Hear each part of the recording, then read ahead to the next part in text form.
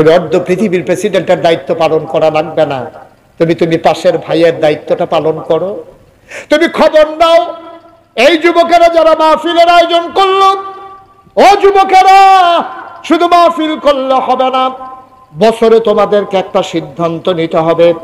প্রত্যেক রমজানের সময় তোমরা ইফতারের ব্যবস্থা করবা খেটে খাওয়া মানুষের জন্য। এই গ্রামে কারা বিধবা মায়ের সন্তান বিবাহ দিতে পারে না, তাদের তালিকা করে বিয়ের ব্যবস্থা করতে হবে। বিনা চিকিৎসায় কারা পড়ে আছে, তাদের তালিকা করে চিকিৎসার ব্যবস্থা করতে হবে। মুসলমানের সন্তানেরা তোমার আমার দায়িত্ব, এটা বেশতে কোনো অনুগ্রহ না। তুমি সুস্থ আছো, তোমার নিয়ামত। অসুস্থ মানুষটার পাশে দাঁড়ানো এইটাই তোমাদের দায়িত্ব, ঠিক কিনা? আমার যুবকেরা, আমি জানি, আমি শুনেছি যে তারা রমজানে তারা চেষ্টা করে অসহায় মানুষদের কাছে এই ইফতার সেহেরি সামগ্রী পৌঁছে দেওয়ার জন্য। আর পাশে আমি জুড়িয়ে দিলাম, বিধবা মায়ের যে কন্যার বিয়ে হয় না, বিয়ের উপযুক্ত, তাদের তালিকা করে বিয়ের ব্যবস্থা করতে হবে।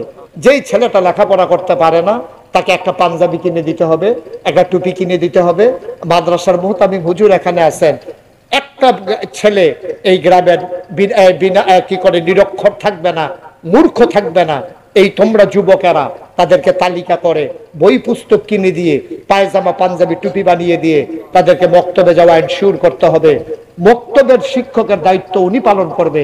এইরকম ছাত্র নিতে পারলে টাকা লাগবে না ইনশাআল্লাহ। হুজুর রাজি আছেন তো নাকি?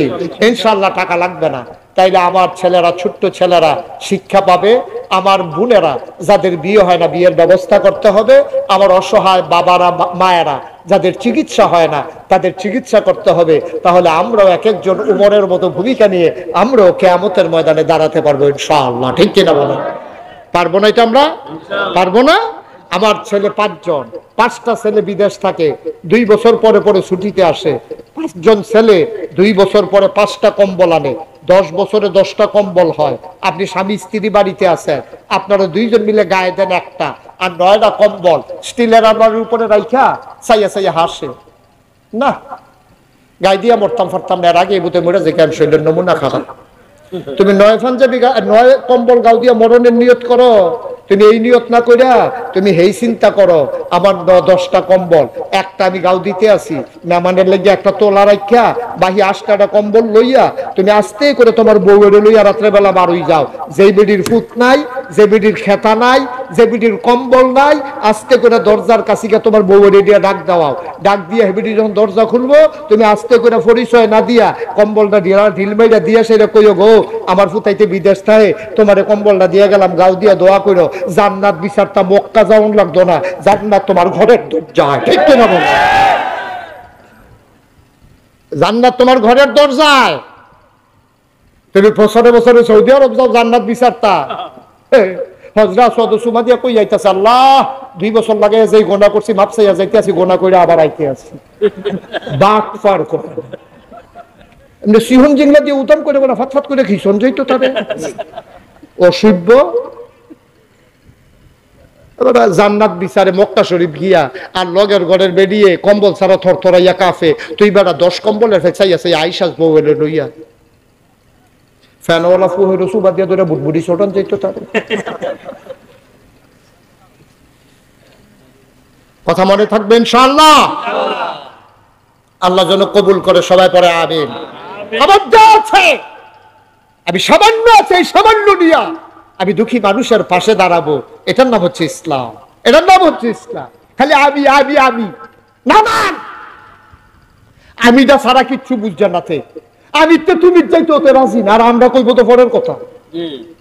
আমি তুমি আমরা, এটার নাম হলো ইসলাম। আমিও তুমিও আমরা সবাই, ঠিক কিনা বলো? তুমি আঙ্গুল ফুললে কলা গাছ হয়ে যাইবা না।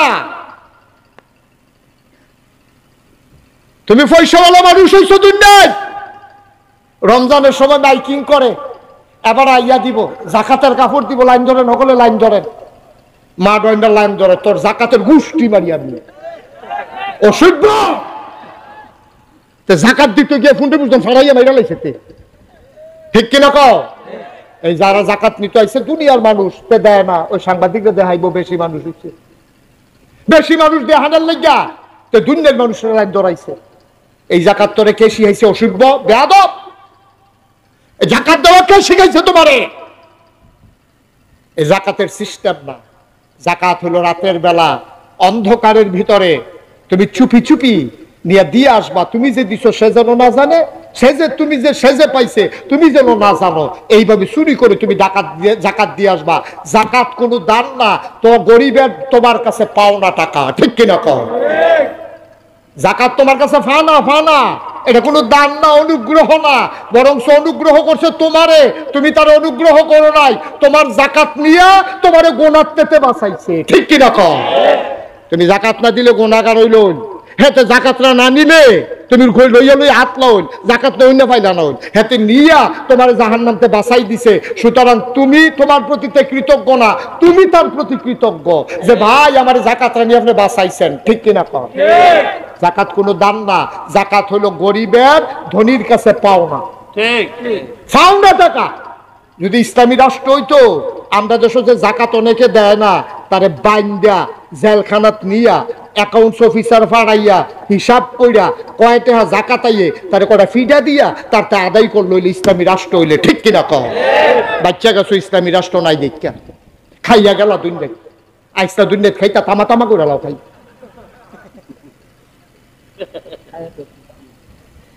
দাদা কিটা খাইতে পারবা তুমি?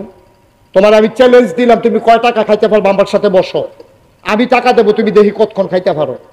একজন মানুষ আরো বালাখানে হলো খাইলো 2000 টাকার খানা খাইতে পারতো না। তুমি যদি কুরমা দিয়া খায়াম, গলদা চিংড়ি দিয়া খায়াম, তুমি যদি কেসকি মাছ দিয়া খায়াম, কুটকির ভর্তা দিয়া, তুমি যা মনটা ধরে কইবা দেখি কয় টাকার খাইতে পারো। আরে আমার মতো বেড়া তো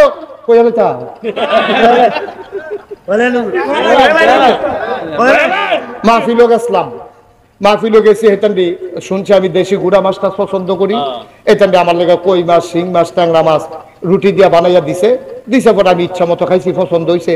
খাইয়াটাই আসারছি পরে ওই যেতে খাওয়াইতে আছে হেতে করতে একটা জিনিস তো বাইরেছি। আমি গেলাম খানা শেষ, আমার এখন যদি কেউ ফিডে কানতাম ফারাম, খাইতাম ফারতাম না। হয়তো হুজুর একটা জিনিস বাইরে আমি কি তাই না, হুজুর আপনার যে ডায়াবেটিস যেটা আমি শুনছি এর লেগে ঢাকাতে আপনার লেগে ওয়ার্ডার দিয়া মিষ্টি বানাই আনছি 1400 টাকা কেজি। কয়শো টাকা কেজি না কথা কোনো 100 টাকা কেজি, 1400 টাকা কেজি আপনার লেগে মিষ্টি বানাই আনছি। আমি কি মিষ্টি দিছাই আনছে পরে আমি কতক্ষণ চাইয়া রইছি, খাইতাম পারছি সাইয়া থেকে খাইতাম পারছি না। হুজুর একটা মিষ্টি খান, আমি কইতো না। পরে এটা কইছি যে একটা কাম করো, যেহেতু আশা করে আনছো মিষ্টি দিয়ে আমার পছন্দ হয়েছে, ওয়াশটা কইরাই ঠেকনার লগে কিছু জায়গা খাই হইলে যাইতে নি 2টা খাইয়া যাইতাম। পরে আওয়ানের সময় 2টা খাইয়া কয়টা লইয়া এরপরে আইয়া পড়ছি। ভাই এর দূরে তো খানাটা, এর দূরে তো পারলাম না তো 2টা রুটি গুঁড়া মাছ দিয়ে খাওয়ানোর পরে 1400 টাকা কেজি মিষ্টিটা, একটা মিষ্টি পারলাম না তো খাইতাম, সাইয়া থেকে কাটতাম পারছি, খাইতাম পারছি। লাভ হয়েছে কি? এর দূরে তো এইটার লেগে বুঝি এত টান করণ লাগে, এইটার লেগে বুঝি সুদেটে হালাওন লাগে, আর এইটার লেগে বুঝি তুই ঘুষ খাওয়ান লাগে, এইটার লেগে বুঝি তুই কন্ট্রাক্টারি করতে গিয়ে রডের বদলি বাস দাউন লাগে, তুই সেইটার লেগে তুই একটা খাওয়ানোর লেগিয়া না দাম। আরে খানার লেগে আমি সেইটা করে রে। আমাদের স্বভাবগুলো হয়ে গেছে কুকুরের স্বভাব, মনে কষ্ট নিয়ে নাকে উচিত কথা কইয়া যাই আর সকল বলা আইনা নাই সারা বারা লাগাই দিয়েছে জ্ঞান সকল বলা লাগা। আগামীকালকে সকালবেলা 3টা গুস্তের টুকরা লই দেন। কয়টা? কথা কন তো 3টা গুস্তের টুকরা লইয়া একটা কুত্তা, আমরা ফালা কুত্তা হোক রাস্তার কুত্তা হোক, অন্য কুত্তা দৌড়াইয়া ফিরটা একটা কুত্তার কাছে 3টা গুস্তের টুকরা এটা দিয়ে হালাইবে। দেখবেন কুত্তাটা একটা গুস্তের টুকরা খাইতে আছে, আরেকটারে ফাড়া দিয়া ধরে রাখছে, আরেকটার ফেলে আমরা চাইয়া রাখছি।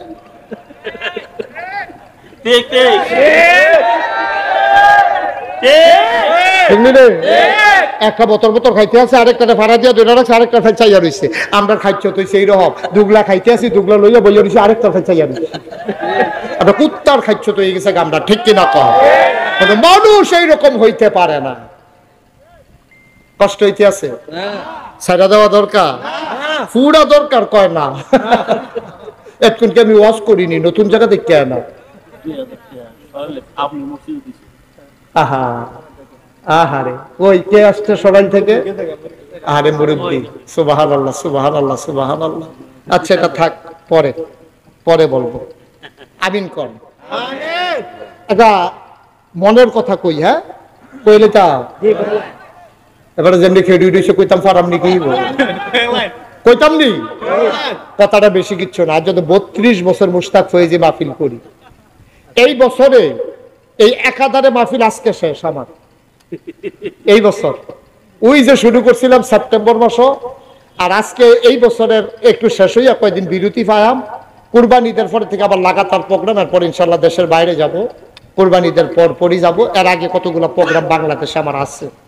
তো মসজিদে কিছু প্রোগ্রাম একবারে যে খালি তা না, মসজিদ উদ্বোধন, হাফিজি মাদ্রাসার ছাত্ররা ভাঙড়ি, তারপরে গিয়ে উডানো, মসজিদের ভিতরে খানকা থেকে দৌড়ইছে কেড়ে যে ওয়াজ করি আমি আল্লাহ যাব। যাই হোক, যেই কথাটা 32 বছর হয়েছে ওয়াজ করি, ওয়াজ করতে করতে আমার একটা অভিজ্ঞতা হয়েছে। আজকে আইডলের মাহফিলে কদম দিয়া আমার মন সাক্ষী দিয়েছে আপনাদের মাহফিল আল্লাহ কবুল করে নিয়েছে। আমার মনের সাক্ষী, আপনাদের মাহফিল আল্লাহ কবুল করছেন। যদি কবুল না করতো বৃষ্টিও তো দিতে পারতো না, বর্ষার মৌসুমী, কিন্তু আল্লাহ সুযোগ করে দিয়েছেন। আমি মন থেকে বিশ্বাস করি এবং আমার অনুভূতি যে আল্লাহ কবুল করে নিয়েছেন। আবার একটা কথা বলি, এই কবুল হওয়া মাহফিলটাতে এখন আমরা যারা আছি, আমাদের আব্বা আম্মা এই কবরে যারা ঘুমিয়ে আছে, মাহফিল কারে আপনারা কিন্তু বুঝেন নাই। আপনার